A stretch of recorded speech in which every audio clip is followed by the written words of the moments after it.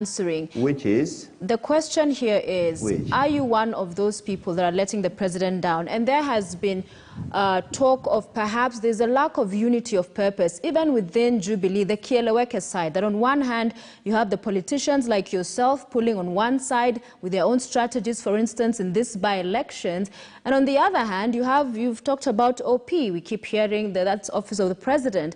We keep hearing the likes of state machinery, Matiang'i, Kibisho mentioned, that the people under the president have different scripts, not reading from the same page, and that is why we are seeing these losses happening, because everyone is pulling their own end. Please speak to that. Those people work for the president. Are they overreaching into politics? Their cue from the president. No. If you ask me my personal opinion, they should not dabble in politics. I don't think they do, but I believe they are a support system for the president. These are the people that are executing the president's programs, the president's plans. But politics should be left to the politicians. They can play a facilitative role. But there is absolutely no conflict. There is absolutely nobody misadvising the president. And I'll tell you, Sophia, these by-elections were conducted thoroughly. People went out, people met various groups, they met religious groups, they met churches. Frankly, if you ask me, I suspect that ruling of the court the day before the by-elections were held demoralized a lot of our people. And number two, like I was telling my friend Rigathi, I know they have a mind of their own, but I want to ask them, how is it possible that Raila Amolo Odinga can ask the people of Kisumu town to vote for an Indian, Shakil Shabir, and they vote for him? William Samoei Ruto can ask the people of Eldoret town, a cosmopolitan, to vote for Mishra, a Muindi, and they do. Or you take a Somali in Migori, and they vote for them. But here in Mount Kenya, where the president tells you, I want you to vote for Rigathi Gachagua, and the people go out and say they are not interested, they actually are trying to rub his nose and say, look, we are so independent, we don't listen to what, we have our own situation. Of course, the circumstances, particularly under COVID and particularly under the economic situation right now, about money in people's pockets, yes, it is possible you can get a protest vote because there is no feel-good factor. But these people should also know that this is the same Uhuru who gave us the economic stimulus program, which everybody gave him a standing ovation. So they need to give him time to manage the pandemic, to manage the economy, to finish with the infrastructure, and then they will start reaping the benefits of the foundation which is laying for the entire country. So when you say we are part of the advisors that are misadvising the president, I think that is not fair, because the president has so many sources of advice. He is the most informed person. Some of it information, some of it is misinformation, some of it, and he has to sit back and decide what he goes with. It's his call. So when people start the blame game, I think it is not necessary. Let us agree. It is a contest. Your candidate in Juja said the election was... Your candidate in Juja had said the by-election was rigged. They said there were some votes which were not allowed to be counted, and that was the cause of the fracas. And by the way, when the CEO or the chairman of the IBC went down there, and everybody was calmed down, and things were done as per what the presiding officers had recorded, which was signed by agents of Jubilee and of all the other candidates. When they were tallied and the returning officer announced the result, everybody respected and accepted that result. And like I told you at the beginning, yes, this is the future that we are talking about, and that is what the BBI is all about, that you're able to go into an election, cast your vote, go home and do your work, and wait for the result in the evening, and there is no need for people to fight post-election. And that is why we're saying this is an achievement in itself. It is a pointer going forward that we will not expect post-election violence or a contested election.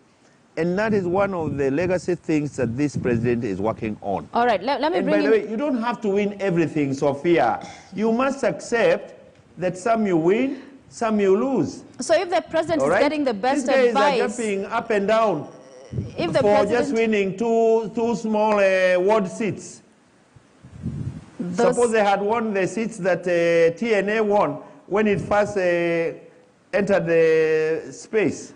All right, let me bring back the Honourable Rigathi into the conversation. When you hear the Vice Chair, and briefly because we're about to wrap up, talk about the President receiving all of the best advice, and yet this is the state of affairs in terms of what we're talking about, that you did a tweet as being a protest vote, but number two, the politics in Jubilee really going south. So what do you make of it? Is it a president who's not listening to all of this advice? No, the president is a good man.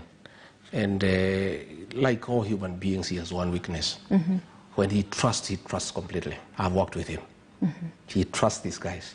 They have messed him up. Why didn't he trust his deputy? Well, he's like that. And he's a good man. He trusts you completely. Look at what is happening in court. The court orders against him. You know, the NMS, the Kenya Meat Commission, the chief administrative officers, the BBI. You can see there's something wrong. You know, Murathe is trying to play it down. I agree with him. He is saying the people of the lake listen to whatever Raila says. The people of the mountain are not like that. The people of mountain will not listen to anybody.